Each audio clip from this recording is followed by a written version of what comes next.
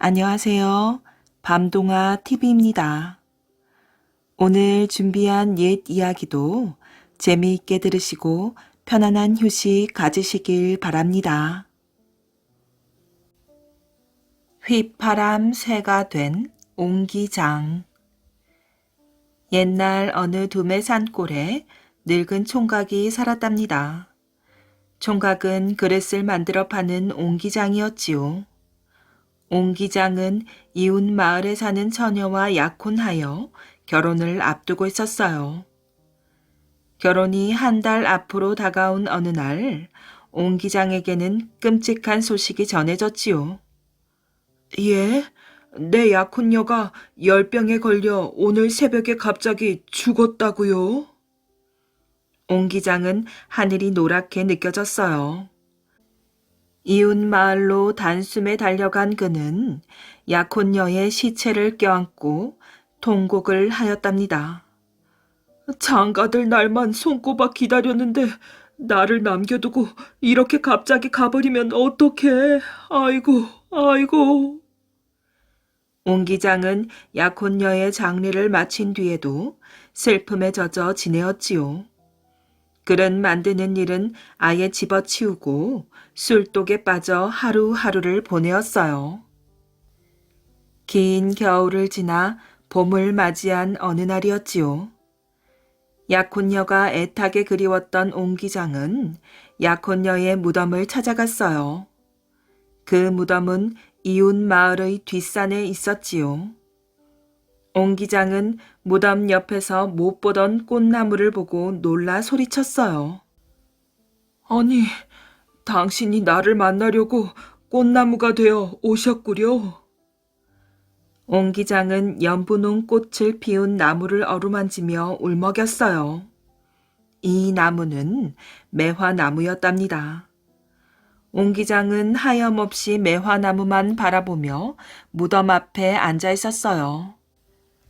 그러다가 날이 저물자 매화나무를 파내어 자기 집으로 가져와 커다란 그릇에 옮겨 심었지요. 옹기장은 매화나무 화분을 산 사람처럼 방 안에 놓았답니다. 옹기장은 매화나무에게 들뜬 목소리로 말하였어요. 당신이 나를 잊지 않고 찾아와 얼마나 기쁜지 모르겠소. 당신은 이제 내 아내요. 나는 한평생 당신과 더불어 살아갈 것이요. 옹기장은 물 한 그릇을 떠놓고 매화나무와 혼례를 치렀어요. 하객도 없이 올리는 결혼식이었지만 매우 행복했답니다. 옹기장은 식사를 할 때도 매화나무와 마주 앉았어요. 상 위에는 매화나무의 밥과 수저를 올려놓았지요. 여보, 당신은 내 직업이 무엇인지 알지요? 바로 옹기장이요. 그릇을 만들어 장터에 내다 판다오. 옹기장은 매화나무에게 그릇 만드는 것을 보여준다며 그릇 만드는 일을 다시 시작하였어요. 내가 그릇 만드는 것을 당신이 지켜보고 있으니 기쁘고 행복하군. 나는 제법 솜씨가 있어 내가 만든 그릇은 장터에서 없어서 못 팔 정도라고. 옹기장은 그릇을 팔러 한 달에 한 번 바깥 나들이를 하였답니다. 저녁 때 집에 돌아오면 매화나무에게 밖에서 있었던 일을 들려주었지요. 추석이 며칠 남지 않아 장터가 몹시 붐볐소. 덕분에 나도 장사가 잘 되었지. 가지고 간 그릇들을 모두 팔았거든. 세월은 강물처럼 흘러갔어요.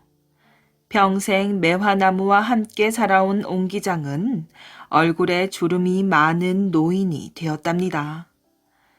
이제는 힘든 일은 할 수 없어 그릇 만드는 일을 그만두었어요. 그러자 생계가 어려워졌고 병까지 들어 바깥 나들이도 못하였지요. 옹기장은 방 안에 누워 매화나무에게 말하였어요. 여보, 우리는 부부가 되어 평생 행복하게 살아왔지.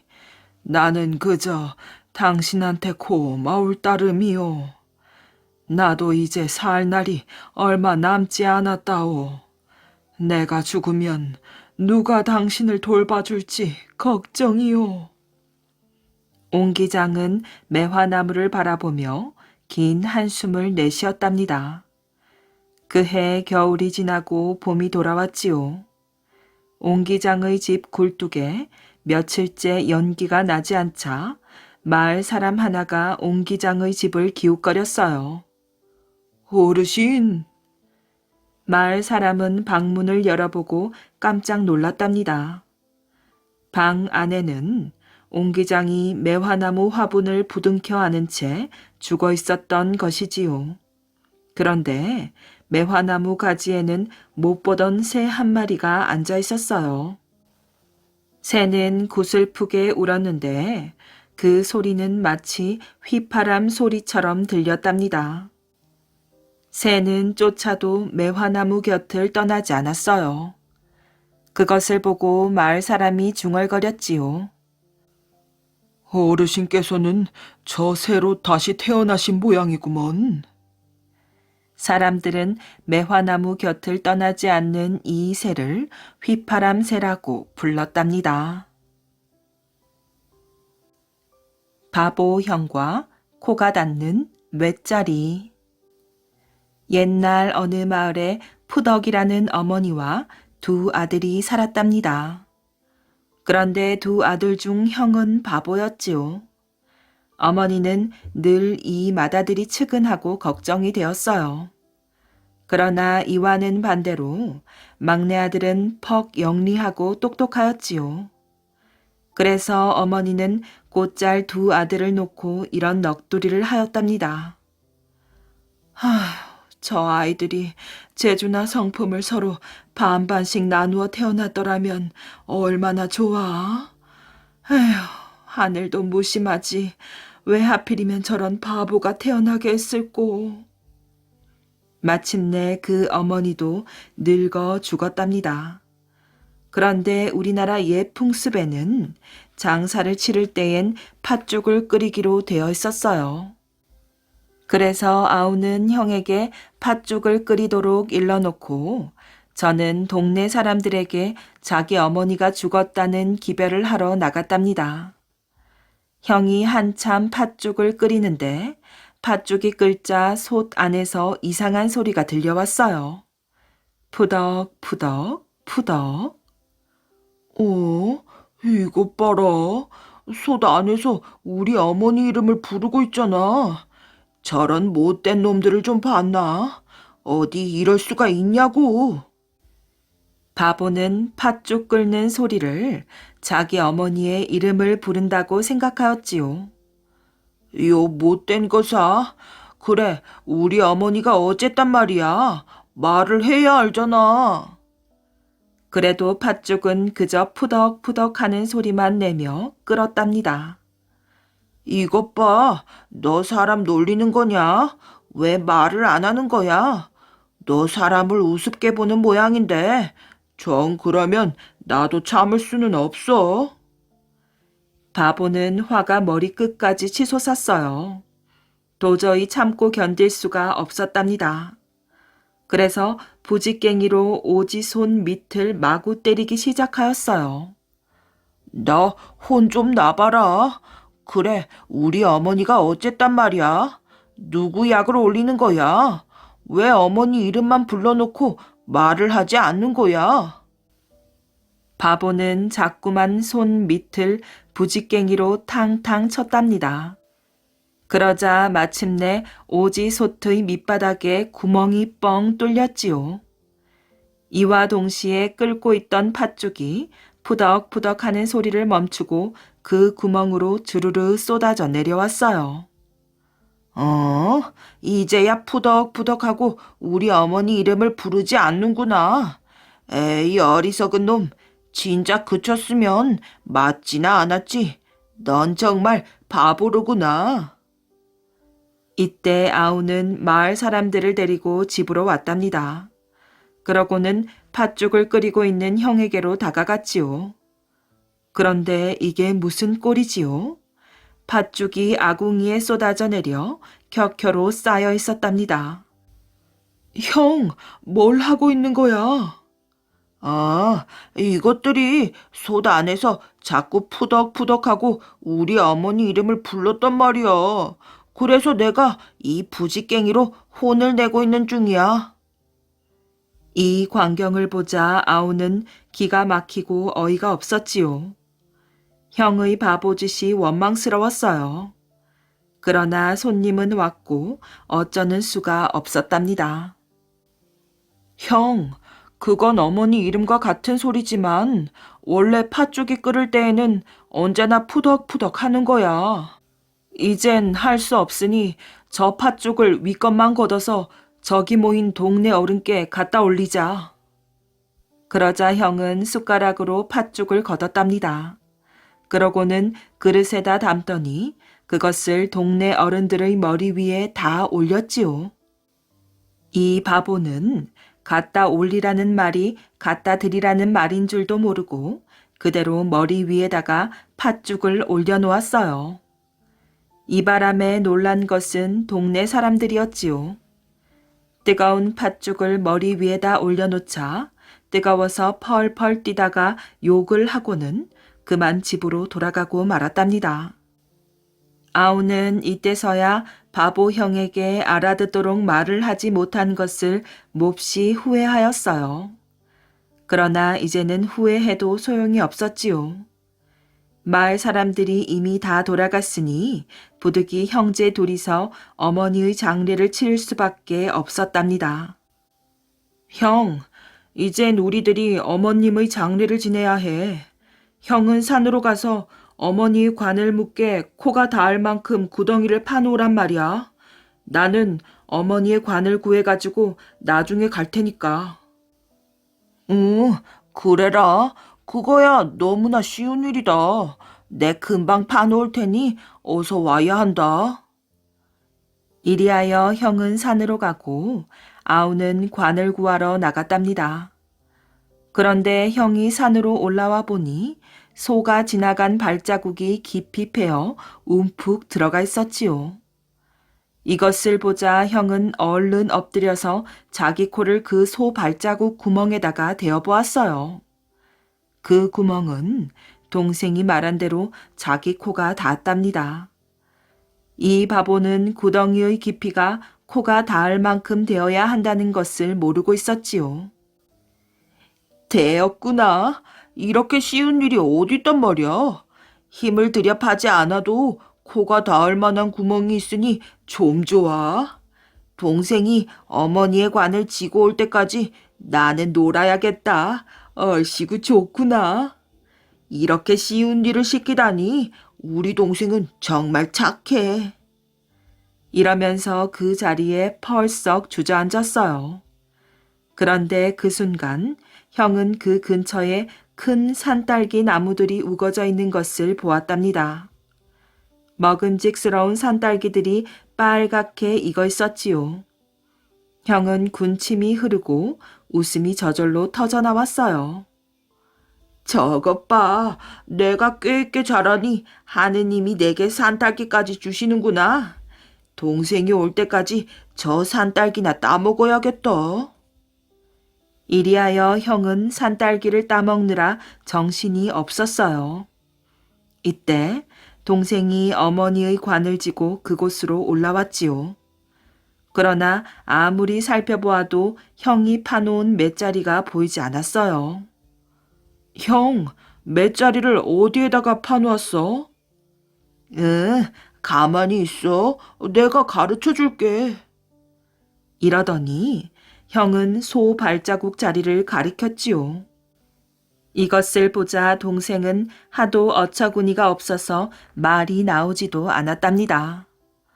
이것 봐, 이 구멍에 내 코가 닿는단 말이야. 그러면서 형은 몸을 구부리더니 자기 코를 대어 보였어요. 아우는 바보인 형과 다투어 보아야 일만 늦을 것 같았지요.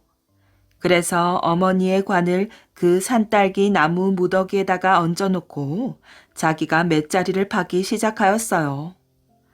한편 형은 아까 따먹다가 그만둔 산딸기를 또 따먹기 시작하였지요. 그런데 손이 닿을 만한 곳은 거의 다 따먹고 이제는 위의 가지에만 산딸기가 붙어 있었답니다. 그러나 발꿈치를 들어도 손이 닿지 않았어요. 일이 이렇게 되자 형은 어떻게 하면 꼭대기에 붙은 산딸기를 마저 따먹을까 하고 생각하다가 딸기나무 무더기에다가 불을 놓았답니다. 푸덕푸덕 딸기나무 타는 소리가 났답니다. 이 소리를 들은 동생이 놀라 뛰어왔어요.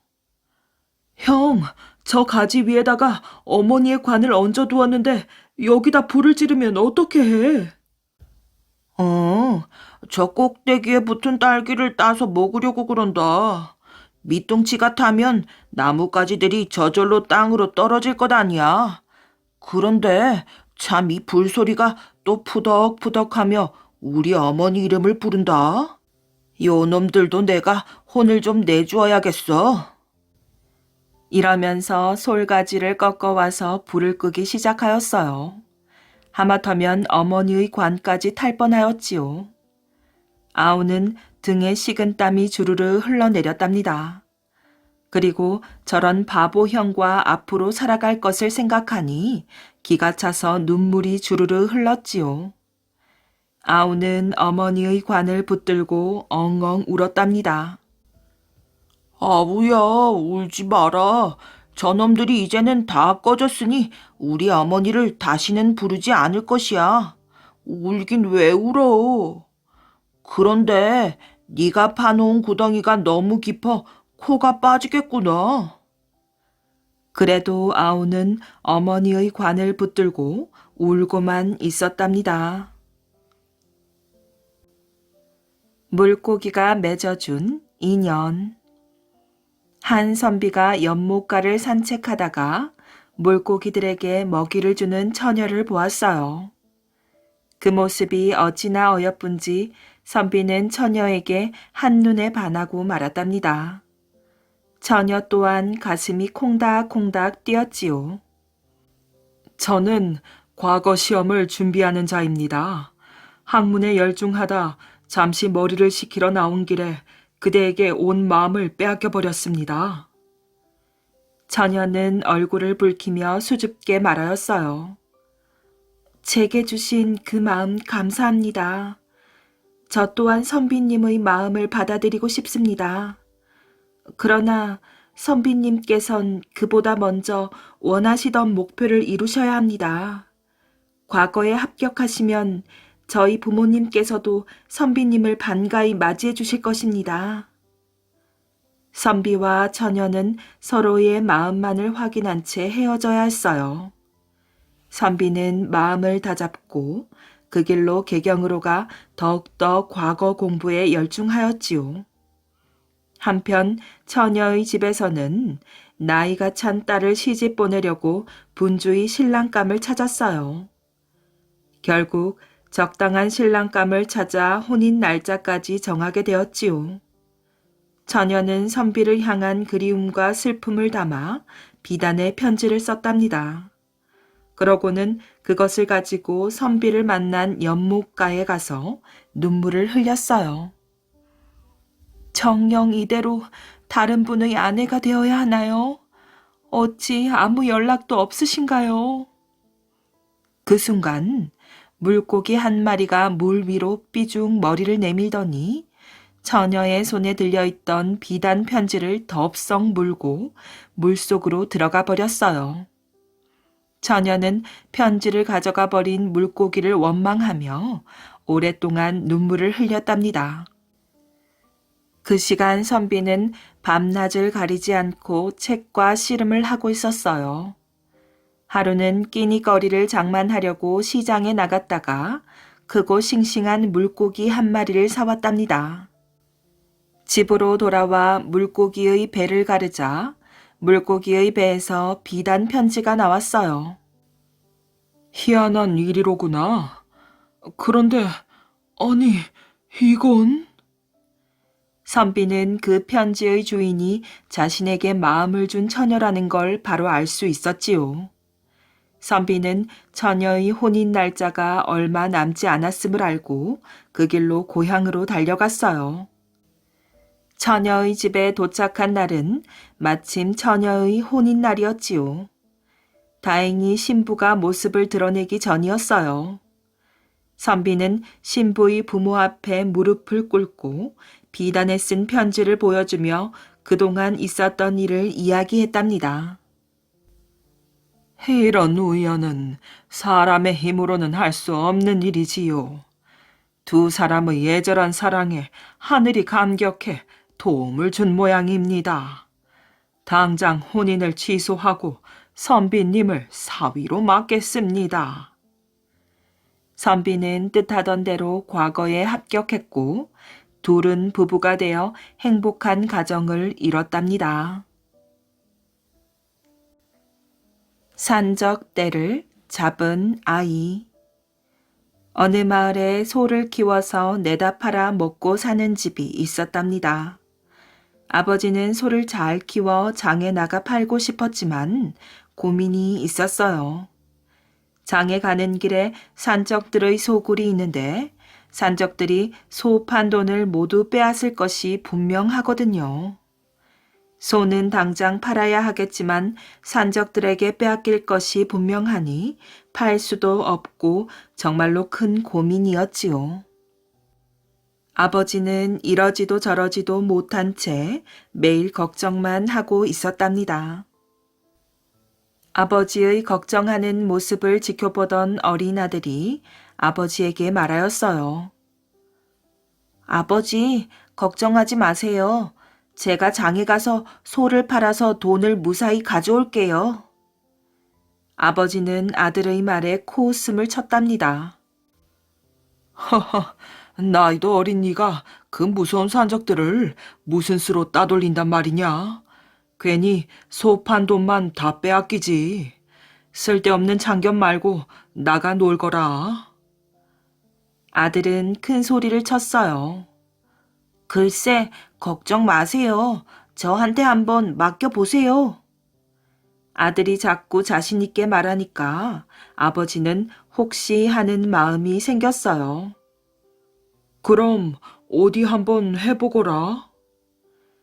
아이는 걱정 말라고 아버지를 안심시키고 장에 가서 소를 잘 팔았답니다. 아이는 꾀를 내어 호박을 여러 개 사서 호박 속에다가 소 판 돈을 넣었지요. 그러고는 그 호박을 지게에 지고 아무렇지도 않은 듯 집으로 돌아왔어요. 집에 가는 길에 산적들의 소굴 앞을 지나게 되었어요. 갑자기 산 속에서 산적들이 우르르 몰려 나왔지요. 산적 두목이 말하였어요. 꼬마야, 다 알고 있으니 소 판 돈을 모두 내놔라. 아이는 태어나였어요. 소 판 돈이요? 없어요. 장거리에 사는 누나 집에 다 맡겨놓고 왔어요.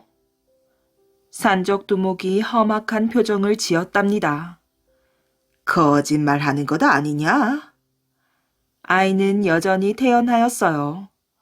아니요, 정말이에요.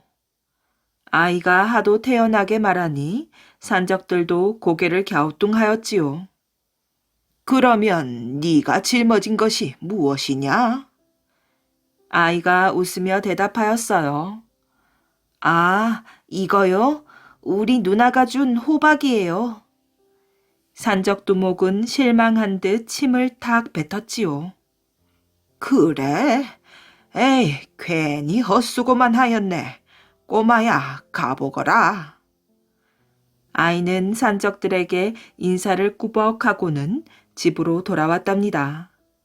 하지만 아이를 보낸 산적들은 아무래도 이상한 생각이 들었어요. 혹시나 해서 아이의 뒤를 몰래 따라갔지요. 그래, 잘 다녀왔느냐? 걱정이 되어 집 밖에서 기다리던 아버지가 초조하게 물었답니다.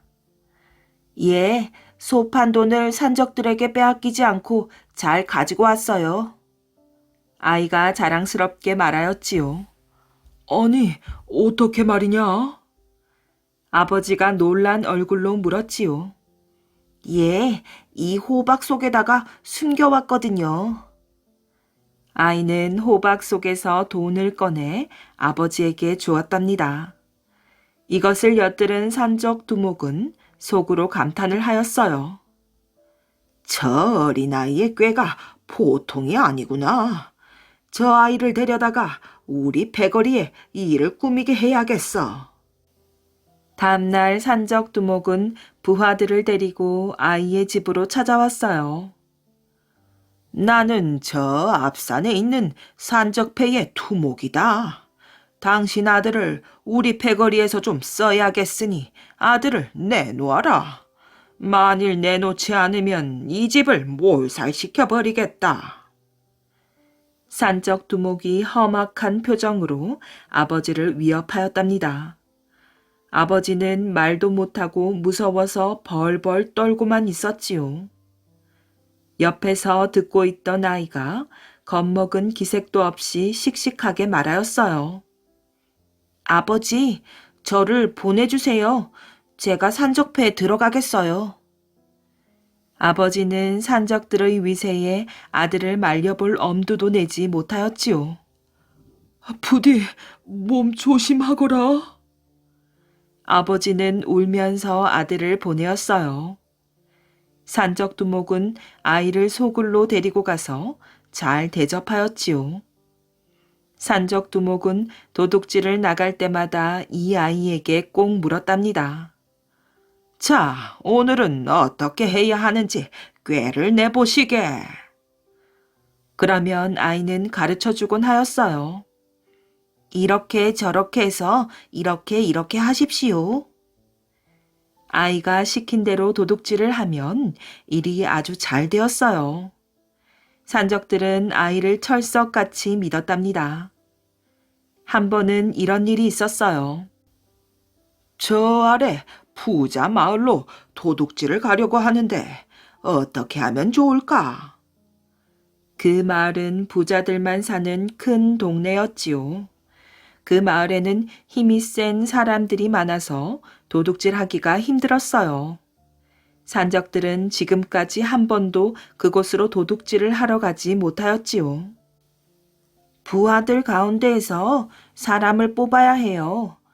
닭 울음소리를 잘 내는 사람, 여우 울음소리를 잘 내는 사람, 장님 흉내를 잘 내는 사람, 이렇게 세 사람을 뽑아주세요.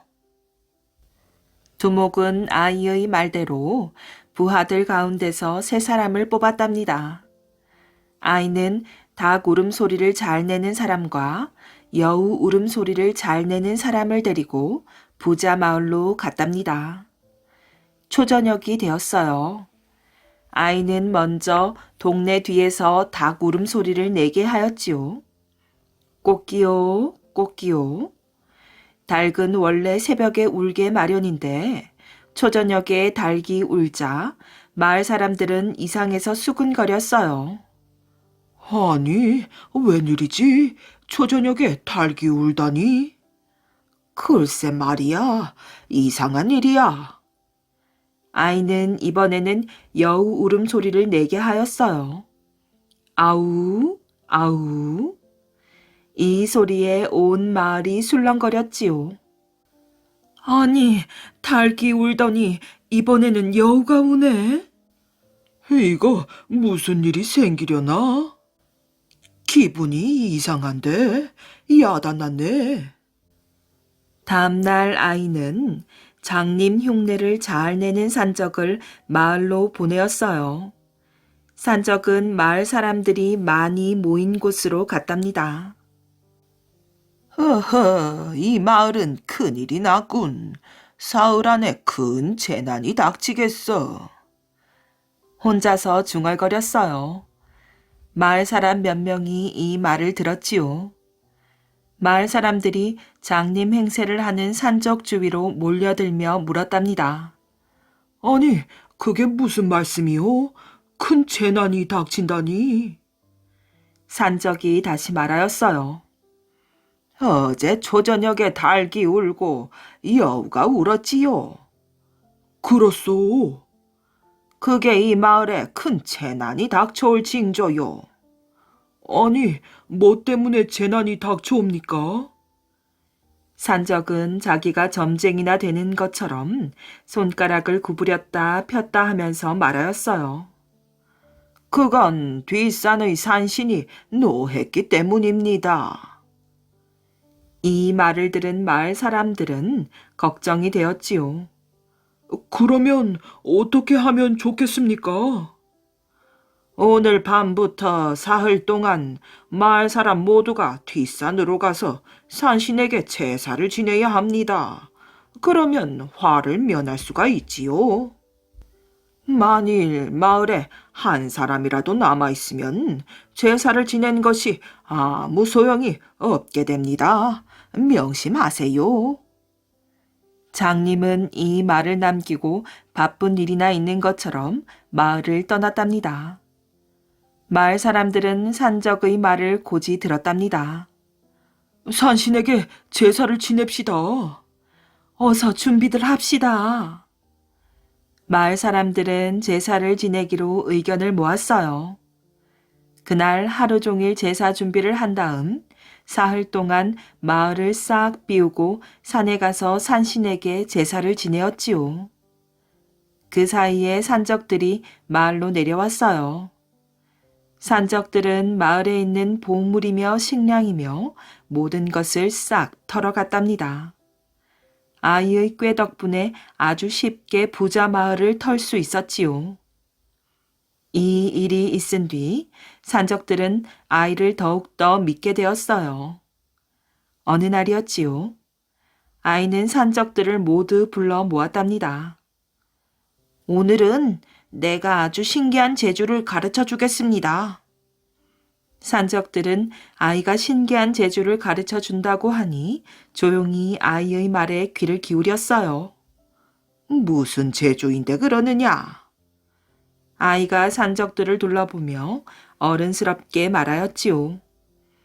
아무리 단단히 묶였어도 풀고 나올 수 있는 방법을 가르쳐 주겠어요. 아이의 말에 산적들은 아주 좋아하였지요.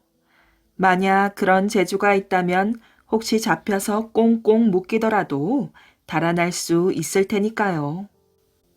아니, 그런 방법이 있다고? 빨리 가르쳐다오. 산적들이 아이를 졸랐어요. 자, 그럼 모두 단단한 밧줄을 가지고 손과 발을 묶으세요. 그 다음 저 큰 나무에다가 붙들어 매세요. 산적들은 서로 손과 발을 묶고 다시 큰 나무에 붙들어 매었지요. 산적들이 한 줄로 줄줄이 나무에 묶인 모습은 가관이었어요. 자, 이제는 어떻게 푸는지 가르쳐다오.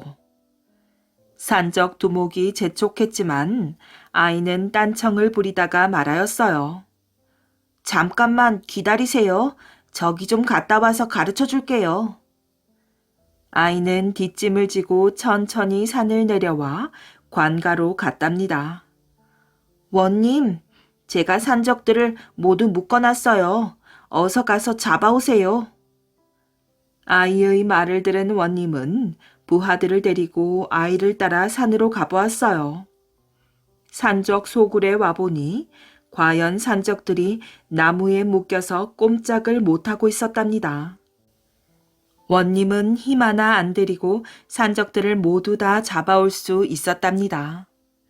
원님은 산적 소굴을 뒤져서 그동안 도둑질한 물건들을 모두 가져다가 원래 주인에게 돌려주었어요. 내가 그동안 수많은 포졸로도 산적들을 잡지 못해 늘 걱정이었는데 어린 네 덕분에 이렇게 쉽게 산적들을 잡을 수 있었구나. 참으로 장하다. 이토록 슬기로우니 장차 커서 이 나라의 큰 기둥이 되겠구나. 원님은 칭찬을 아끼지 않으며 아이에게 큰 상을 내렸답니다. 도둑 맞은 토르신의 망치. 잘 들어보세요. 하늘에서 우르릉 쾅 소리가 들리나요? 그것은 바로 토르신이 내는 소리랍니다. 천둥 소리는 토르신이 전차를 타고 하늘을 지나갈 때 나는 소리랍니다. 그럼 번쩍이는 번갯불은요? 그것은 토르신의 망치 미올니르가 하늘을 힘차게 가를 때 생기는 불꽃이고요. 그런데 한 번은 토르신이 미올니르를 도둑 맞았대요.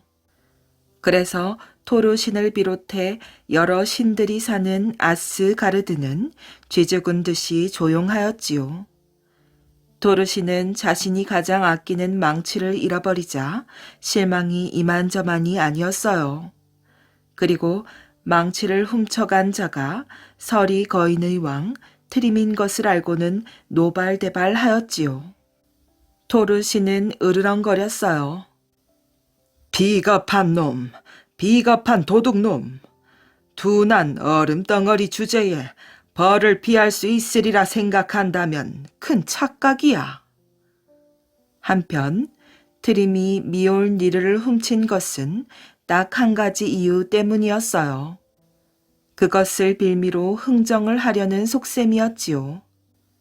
트림은 오래전부터 아맛빛 머리칼을 가진 사랑의 여신 프리아를 좋아하였어요.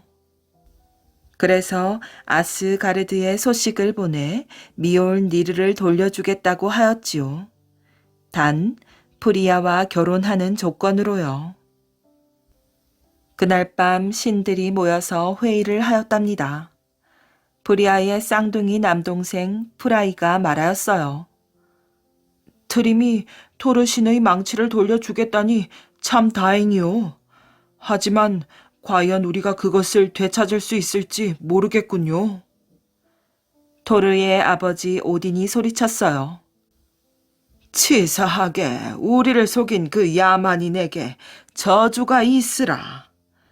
이 일을 어찌한단 말인가. 미올니르가 없으면 우리는 아무 힘도 없다.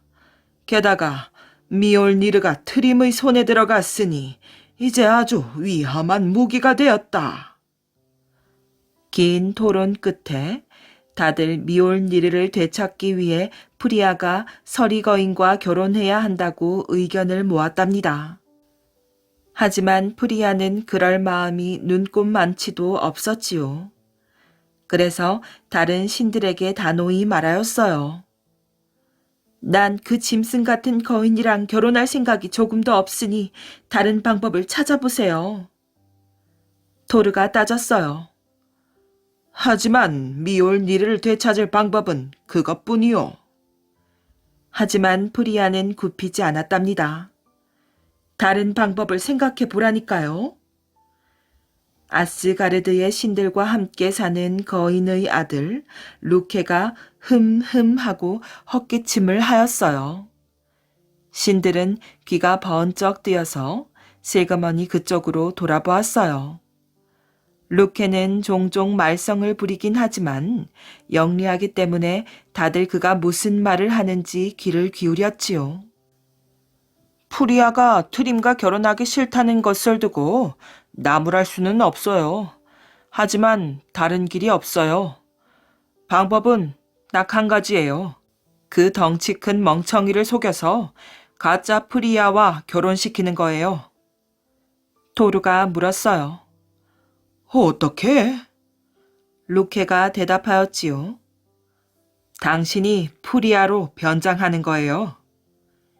토르는 믿어지지 않는다는 듯이 루케를 쳐다보았어요. 당신은 결혼식과 잔치를 다 치르세요. 그리고는 틈을 노려서 미올니르를 빼앗아 도망치는 것이지요. 그것 말고는 미올니르를 되찾을 방법이 없었기 때문에 토르는 내키지 않았지만 루케의 말에 따르기로 하였답니다. 그렇게 해서 신들은 트림에게 프리아가 결혼을 승낙했다는 소식을 보내었지요. 결혼식은 다음 달로 정해졌어요. 그 중요한 날을 위해 준비할 시간은 넉넉하였지요. 바느질하는 여인들은 머리부터 발끝까지 토르의 치수를 잰 다음 토르에게 꼭 맞는 신부 옷을 만들기 시작하였어요. 토르의 당당한 체격에 맞는 큰 옷이었지요. 그리고 12명의 여인들이 밤낮으로 커다란 베일에 술을 놓았어요. 베일을 써서 토르의 붉은 수염과 머리카락을 감추어야 했거든요. 루케도 토르를 따라 서리거인의 땅에 가기로 하였답니다. 마침내 결혼식 날이 밝자 토르는 계획대로 될지 걱정스러웠어요. 하지만 루케는 다 잘 될 거라고 큰 소리 쳤답니다. 걱정 말아요. 내가 곁에서 도와줄 테니까. 드림은 으리으리한 얼음 궁전 앞에서 기다리고 있다가 토르와 루케를 맞이하였어요. 드림은 신부를 보자 기뻐서 어쩔 줄 몰랐답니다. 여기까지 오느라 피곤하겠구려. 토르는 어떻게 대꾸해야 할지 몰라 눈만 대굴대굴 굴렸어요. 토르는 머리부터 발끝까지 천으로 감싼 채 눈만 빼꼼히 내놓고 있었지요. 루케는 토르가 말하면 들킬까봐 얼른 대답하였어요. 프리아는 괜찮습니다. 요 며칠 동안 결혼 이야기를 하도 많이 하는 바람에 목이 쉬어서 목소리가 안 나오지 뭡니까? 서리거인은 기쁜 듯이 말하였어요. 그래요? 나는 얼마나 가슴이 설레는지 몇 주 동안 한숨도 못 잤소이다. 결혼식은 간단하게 치렀어요.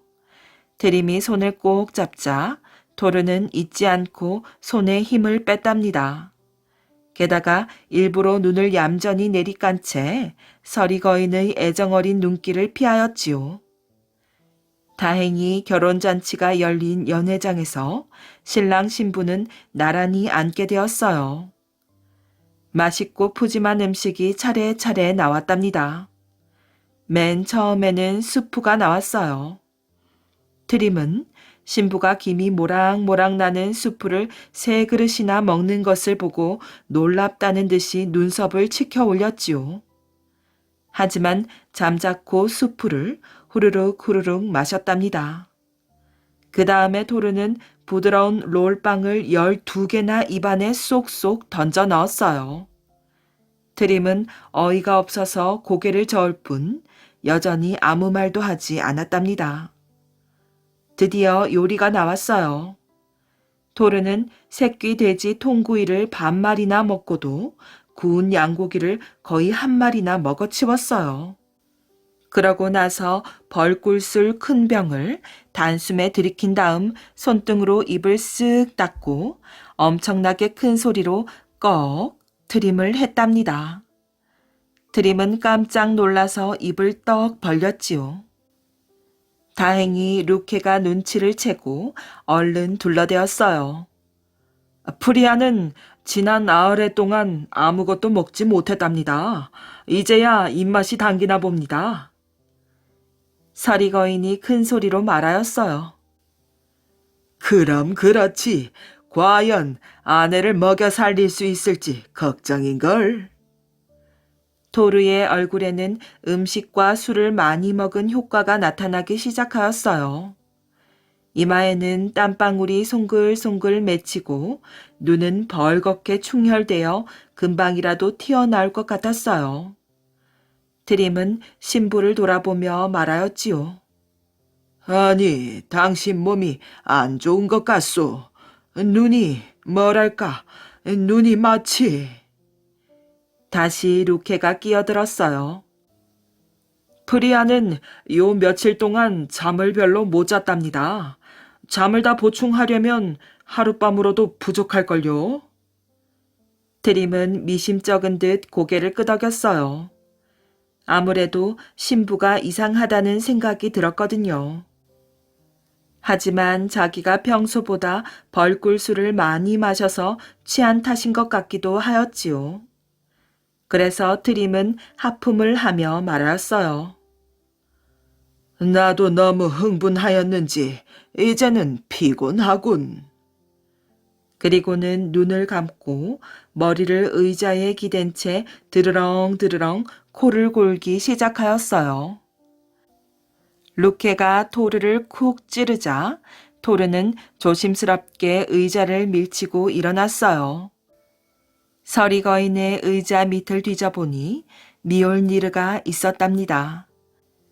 다른 손님들은 흥겹게 노느라 루케와 토르가 살금살금 방을 빠져나가는 것도 눈치채지 못하였어요.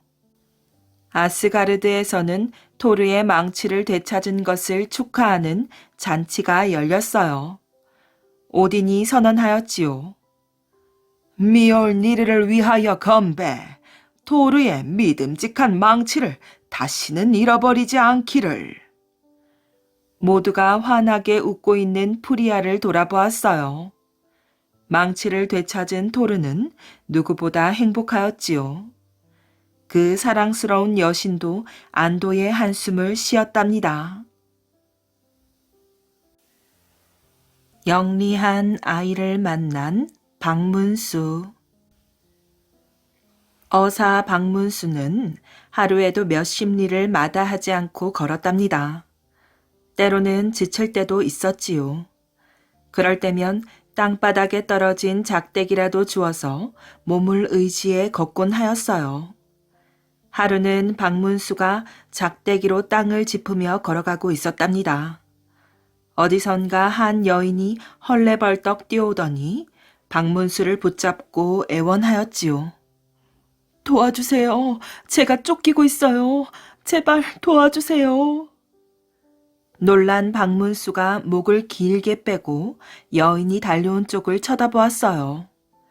아니나 다를까 멀리서 덩치 큰 사내들이 달려오고 있는 게 아니겠어요?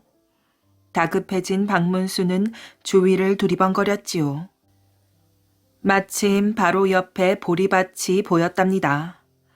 안 되겠소. 여기라도 숨어야지. 나만 믿고 꼼짝 말고 있으시오. 박문수는 재빨리 여인을 숨기면서 안심을 시켰어요. 곧이어 험상궂게 생긴 사내 서너 명이 박문수 앞에서 멈추더니 숨을 헐떡거리면서 주변을 둘러보는 것이었어요. 그러다가 사내 하나가 박문수한테 다가와서는 다짜고짜로 멱살을 움켜쥐는 것이지요.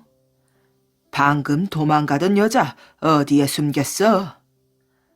박문수는 모른다고 고개를 절레절레 흔들었어요. 당신 오늘 제삿날이 되고 싶은가? 사내는 멱살을 움켜쥔 손으로 박문수를 번쩍 들어올려 사정없이 흔들었답니다. 사내가 흔들 때마다 점점 숨통이 조여와 숨이 꼴깍 넘어갈 것만 같았어요. 박문수는 힘겹게 숨을 몰아쉬면서 자기도 모르게 그만 저기 하며 손가락으로 보리밭을 가리키고 말았어요.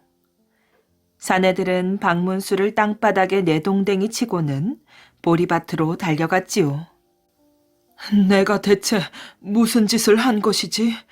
불쌍하고 억울한 백성을 구하려고 어사가 된 것이 아니었던가? 박문수는 뒤늦게 후회를 하였어요. 하루 종일 그 생각이 머릿속에서 도통 지워지지가 않았지요. 그렇게 힘없이 걷고 있는데 어느 서당 담장 안이 시끌시끌한 것이었어요. 박문수는 발걸음을 멈추고 담장 안을 들여다보았지요. 이건 분명 제 것입니다. 덫을 놓고 죽을 힘을 다해 몰고 있었는데 저 개가 중간에 가로챈 것입니다. 한 아이가 마당 한가운데 놓여있는 여우를 가리켰어요.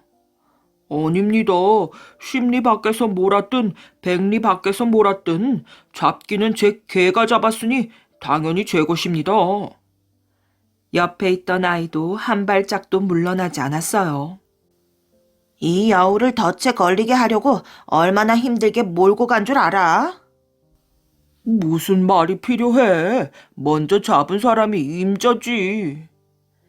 아이들이 마당에서 옥신각신하며 원님 놀이를 하는 중이었어요. 지켜보던 박문수는 곰곰이 생각을 해도 뾰족한 수가 떠오르질 않았답니다. 이때 원님 아이가 판결을 내렸어요. 개는 고기가 탐나서 여우를 잡은 것이고 덫은 가죽이 필요해서 놓은 것이니 개 임자는 고기를 갖고 덫을 놓은 사람은 가죽을 가지도록 하거라. 오호, 과연 명판결이로다. 박문수는 아이의 영특함에 끌려 자기도 모르게 마당으로 불쑥 들어갔어요. 그리고 원님 아이의 머리를 쓰다듬었지요. 얘들아, 당장 이 무례한 자의 무릎을 꿇려라. 주변에 있던 아이들이 박문수에게 우르르 달려들어 무릎을 꿇렸어요. 아무리 하찮은 아이들 놀이라도 그 법은 똑같거늘 어찌 허락도 없이 관아에 들어와 원님 머리를 함부로 만진단 말이냐? 아이고 원님, 소인 생각이 짧았습니다. 한 번만 너그러이 용서해 주십시오. 박문수는 재빨리 원님 아이에게 용서를 구하였어요. 그러고 낮에 있었던 일을 들려준 뒤 의견을 물었지요. 원님도 별 도리가 없었겠지요. 그러자 아이가 혀를 차며 해결책을 말하였답니다. 자네가 쥐고 있는 그 작대기는 어디에다 쓸 건가? 사내들이 여인의 행방을 물을 때 두 눈을 꼭 감고 작대기로 땅을 딱딱 짚으면서 앞 못 보는 신용을 하면 됐을 것을. 박문수는 갑자기 큰 바위로 뒤통수를 한 대 맞은 것처럼 정신이 아찔하였어요.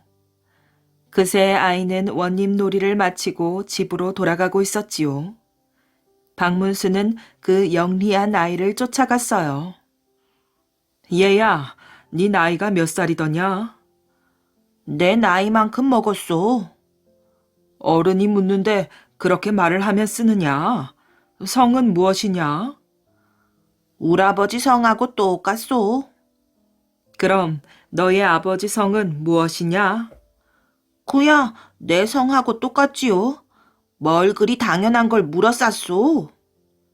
박문수는 아이의 당돌한 말에 어처구니가 없었답니다. 너희 집이 어디냐? 당장 너희 아버지를 만나 보아야겠구나. 우라버지 지금 도둑놈 잔치에 가고 안 계신데요. 박문수 속을 아는지 모르는지 아이는 천연덕스럽게 대답을 하였어요. 그럼 내 어머니라도 만나 봐야겠다. 울 어머니요? 아마 여러 놈 달려들어 옷 벗기러 가고 없을걸요. 박문수는 도통 무슨 소린지 알아들을 수가 없었답니다. 얘야, 도둑놈 잔치라니 거기가 어디냐? 그야 시장 바닥이지요. 시장 바닥이 어찌 도둑놈 잔치하는 곳이냐? 파는 사람은 늘 미치고 판다며 남는 게 없다고 하지. 사는 사람은 무조건 많이 달라 깎아달라 하지. 그러니 그게 도둑놈 잔치지 뭐겠어요? 박문수가 들어도 그럴듯하거든요. 그래서 또 물었답니다. 그럼 여러 놈 달려들어 옷 벗긴다는 소리는 또 무슨 소리더냐? 그야 나락 방아를 찢는 데 가보십시오. 방아에 여러 사람이 붙어 있을걸요. 그 사람들이 힘을 합쳐 방아를 찧어 나락 껍질을 벗기니 옷 벗기는 게 아니고 뭐겠소? 박문수는 아이의 영특함에 탄성이 절로 나왔어요.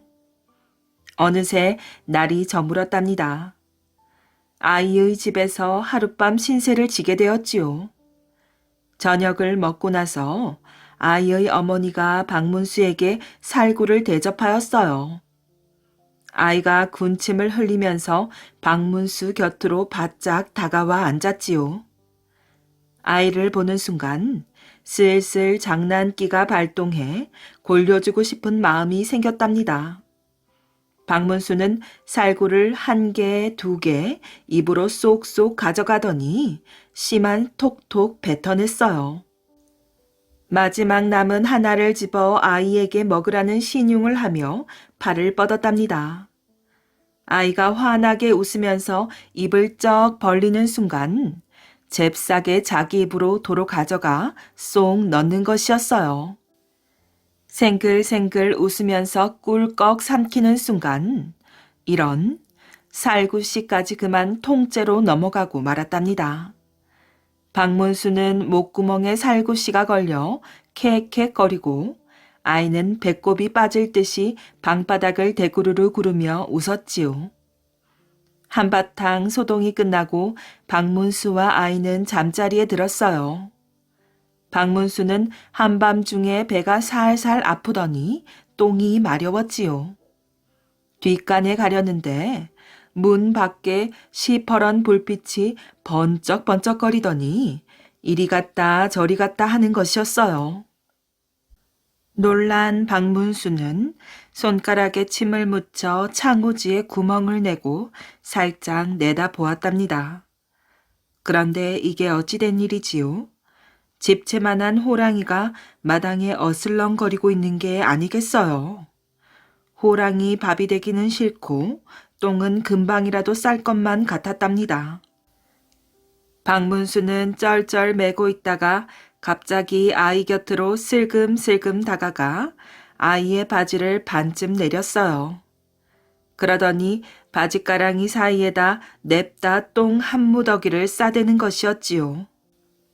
아이고 구린내야. 지금까지 이런 적이 한 번도 없더니 다 큰 녀석이 이게 웬일이냐? 아이 어머니가 아침부터 아주 야단을 쳤어요. 아이가 일어나서 보니까 진짜 바지가랑이에 똥이 한 무더기 쌓여 있거든요. 아이는 박문수를 흘겨보면서 나무라듯 쏘아붙였지요. 이게 어찌 내 똥덩어리요?